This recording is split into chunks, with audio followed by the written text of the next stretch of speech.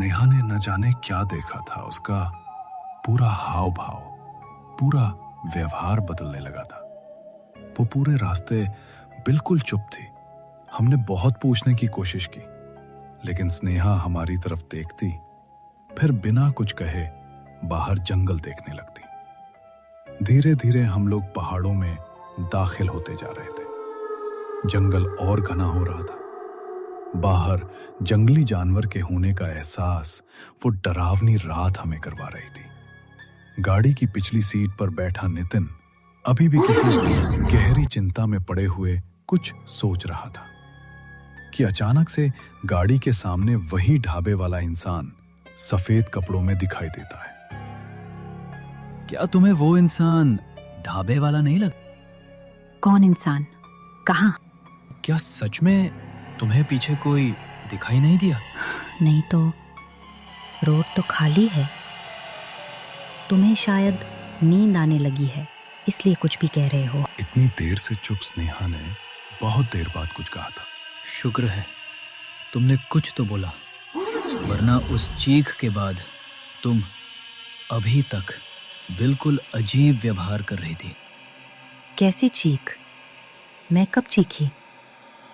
हम हैरानी भरी नजरों से स्नेहा को देखते हैं। तुम ठीक तो हो ना? क्या तुम्हें याद नहीं है अभी कुछ समय पहले जब तुम टॉयलेट गई थी तो तुम्हारे साथ क्या हुआ? स्नेहा ऐसे व्यवहार करने लगी जैसे उसे कुछ मालूम ही ना हो। अचानक उनकी गाड़ी का टायर पंचर हो गया और राहुल ने गाड़ी बीच सड़क पर रोक दी। पूरा रोड सुनसान था। रात के 2 बज रहे थे। लगता है आज हमें यहीं कहीं रुकना पड़ेगा। इतना कहकर उन्होंने एक पेड़ के पास सीधी जगह पर अपना टेंट लगाया। आसपास से डरावनी आवाजें आ रही थी, जंगली जानवरों की आवाजें। उस समय वो आवाजें सुनकर किसी का भी दिल कांप उठता। वो आवाजें इतनी डरावनी लग रही थी। अचानक तेज हवाएं चलने लगी, इतनी तेज कि उनका लगाया टेंट, जो लगाए उन्हें अभी मात्र 30 मिनट भी नहीं हुए थे, वो पूरा उखड़ कर उस हवा के साथ चला गया। अब सभी लोगों की चिंता और घबराहट और बढ़ चुकी थी। आसमान एकदम काला हो चुका था। चारों तरफ जमा देने वाली ठंडी हवा चल रही थी कि इतने में जंगल में एक आवाज बहुत ही भयानक और क्रूरता के साथ गूंजी। इतना सुनते ही स्नेहा चीख पड़ी, ये वही है, ये वही है। इतना कहकर वो बेहोश होकर गिर पड़ी। शौर्य ने संभाला और सारे लोग जाकर गाड़ी में बैठ गए और कांपते हुए गाड़ी के दरवाजे लॉक कर दिए। गाड़ी का टायर सिर्फ पंचर है, क्या पता आगे कहीं हमें किसी से मदद मिल जाए। आगे हमें कोई भी मदद नहीं मिलेगी। हमें यहाँ से वापस चलना चाहिए। मेरी बात मानो और वापस चलो। लेकिन राहुल ने उसकी बात नहीं मानी और गाड़ी को बहुत मना करने पर भी स्टार्ट करने लगा। चाबी घुमाते ही गाड़ी थोड़ी आवाज करती और बंद हो जाती। ऐसा बार बार होने लगा। मैं कह रहा हूं ना, यहाँ सब कुछ गड़बड़ है।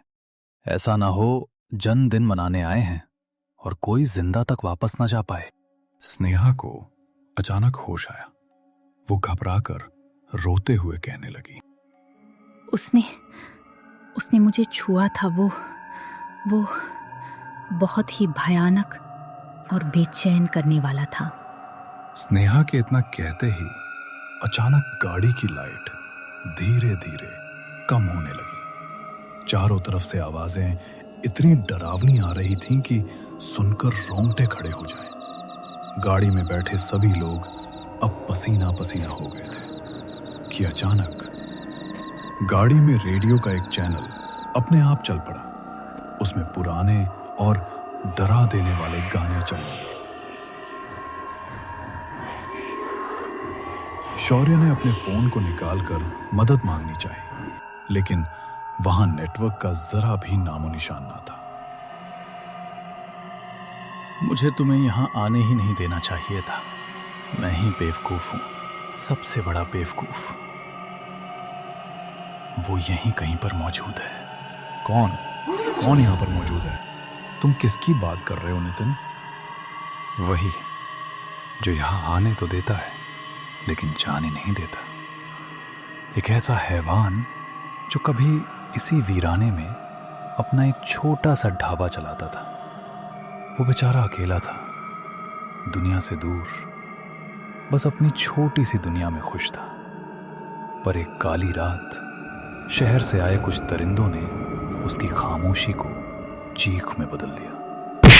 उन्होंने पहले उसे बेदम होने तक पीटा और फिर एक जंग लगे चाकू से उसका मुंह दोनों कानों तक चीर दिया ताकि उसकी रूह की तड़प बाहर ना निकल सके। उसकी आंखों के सामने उसका ढाबा जला दिया गया और फिर उसे भी उसी आग में फेंक दिया गया। वो मरा नहीं था, वो जल रहा था।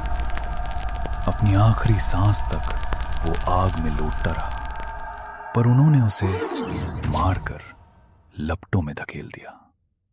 आज वही रूह घात लगाए बैठी है कि कब कोई मुसाफिर इस रास्ते पर आए और वो अपनी सदियों पुरानी भूख मिटा सके।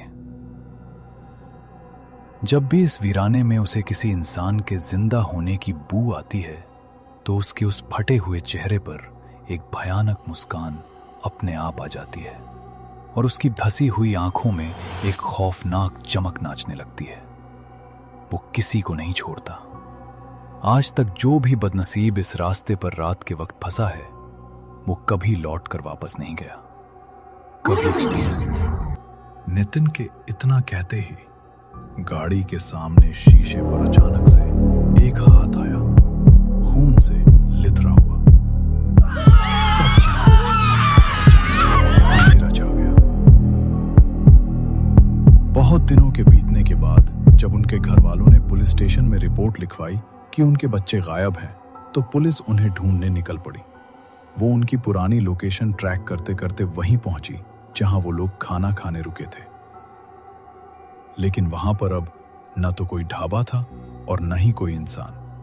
वहां से आगे उनकी लोकेशन गायब थी। इसका मतलब समझे, उन चारों की केवल लाशें ही उस जंगल से पुलिस को बरामद हुई और वो पहाड़ी का रहस्य बनकर ही रह गया।